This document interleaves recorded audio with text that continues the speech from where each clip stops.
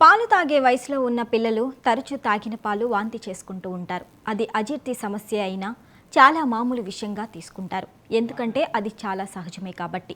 కానీ ఘనాహారం తీసుకునే పిల్లల విషయానికి వచ్చేసరికి అలా వాంతి చేసుకోవటాన్ని తేలిగ్గా తీసుకోరు. అలాంటి జీర్ణ సమస్యను పరిష్కారం కోసం వెతుకుతారు.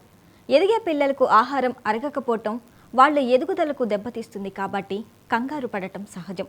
అలా అజీర్తికి దారితీసే ఆహారాలేంటి? అజీర్తిలో రకాలున్నాయా? ఎలాంటి చికిత్స అవసరం? ఆహారంలో ఎలాంటి మార్పులు అవసరం అనే విషయాలు తెలుసుకుందాం. చాలామంది తల్లిదండ్రులు వాళ్ళ పిల్లలు సరిగా తినటం లేదని, అవసరమైనంత ఆహారం తీసుకోవటం లేదనే అపోహతో వారి పొట్ట పట్టనంత ఆహారాన్ని బలవంతంగా కోరుతుంటారు. దాంతో వారి పొట్టలో ఖాళీ లేకుండా పోతుంది. అది పిల్లల్లో అజీర్తికి ఒక కారణం. చిన్నపిల్లలకు తరచూ కడుపులో నొప్పి వచ్చి పోతూ ఉన్నా, పదే పదే వాంతులవుతూ ఉన్నా, పొట్టంతా ఉబ్బరంగా ఉండటం, తరచూ మలబద్ధకం, విరేచనాలు లాంటి సమస్యలు కనిపిస్తున్నప్పుడు వెంటనే వైద్య పరీక్షలు చేయించాలి. ఎప్పుడైనా ఇలాంటి సమస్య వచ్చినప్పుడు తాత్కాలికంగా వదిలేసినా పదే పదే సమస్య కనిపిస్తున్నప్పుడు మాత్రం జీర్ణకోశంలో ఏదైనా సమస్య ఏర్పడిందేమో పరీక్షల ద్వారా నిర్ధారించడం అవసరం. అందుకే డాక్టర్ను సంప్రదించాలి. ఒక్కోసారి పేగు మడతపడటం, పేగులోకి పేగు వెళ్లటం లాంటివి జరగవచ్చని డాక్టర్లు హెచ్చరిస్తూ ఉంటారు. డయోడినంలో ఏర్పడిన సమస్య కూడా పిల్లల అజీర్తికి దారితీయవచ్చు. కొన్నిసార్లు పిల్లలకి ఏదైనా చిరుతిండ్లు కానీ జంక్ ఫుడ్ కానీ పెట్టాక భోజనం పెడితే అప్పుడు కూడా పిల్లల్లో అజీర్తి సమస్య ఎదురయ్యే అవకాశం ఉంది. పిల్లలు అజీర్తి వలన పక్కకు మీద ఒరగగానే వారు వాంతులు చేసుకోవచ్చు. బరువు తగ్గటం, అన్నం తినడానికి గట్టిగా నిరాకరిస్తూ ఉండటం, అన్నం తిన్న తర్వాత తీవ్రంగా దగ్గు రావటం, గొంతులో నుంచి పిల్లి కూతలు రావటం వంటి లక్షణాలు కనిపిస్తాయి. పిల్లల్లో కాస్తంత భిన్నంగా కనిపించే ఈ అజీర్తి లక్షణాలను గుర్తించినప్పుడు వారికి కొన్ని పరీక్షలు చేయించాల్సి ఉంటుంది. సాధారణంగా పిల్లల్లో అజీర్తి సమస్య గమనించినప్పుడు కొందరు డాక్టర్లు వారికి సంప్రదాయ చికిత్స అయిన ప్రోటాన్ పంపు ఇన్హిబిటర్ మందులు రాస్తూ ఉంటారు.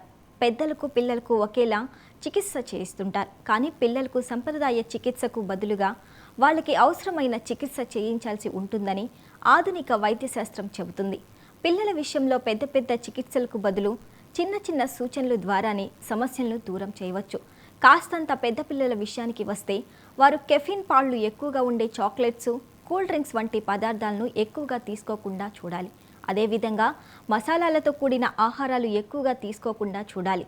పిల్లలు అధిక మోతాదులో చక్కెర తినకుండా చూడాలి. ఒకవేళ వాళ్లకు ఏదో ఒకటి నములుతూ ఉండే అలవాటు ఉంటే చక్కెర లేని చూయింగం ఇవ్వాలి. అనేక రకాల పోషకాలు అందేలా కూరగాయలు, ఆకుకూరల్ని రుచికరంగా, ఆరోగ్యకరంగా ఉండేలా అనేక రూపాల్లో వేరువేరు వంటకాలు వండి తినిపిస్తూ ఉండాలి. ఒకే రకమైన ఆహారం తినడాన్ని పిల్లలు అంతగా ఇష్టపడరు కాబట్టి పోషకాలు పుష్కలంగా ఉండే అవే పదార్థాలను వేర్వేరు రీతుల్లో వండటం వల్ల పిల్లలు ఆసక్తికరంగా తింటారు. వాళ్లకు ఆరోగ్యము సమకూరుతుంది.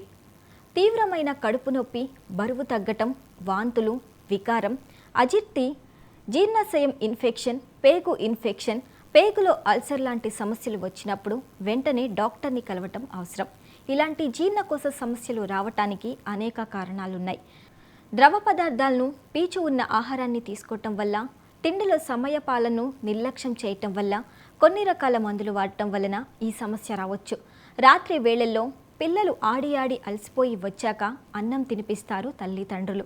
అంతగా అలసిపోవటంతో పిల్లలు తిన్న వెంటనే పడుకోవటం వల్ల కూడా తీసుకున్న ఆహారం పూర్తిగా జీర్ణం కాదు.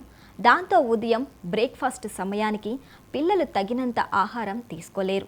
ఫలితంగా పిల్లలు సరిగా అన్నం తినటం లేదంటూ మళ్ళీ తల్లిదండ్రులు ఫిర్యాదులు మొదలవుతాయి.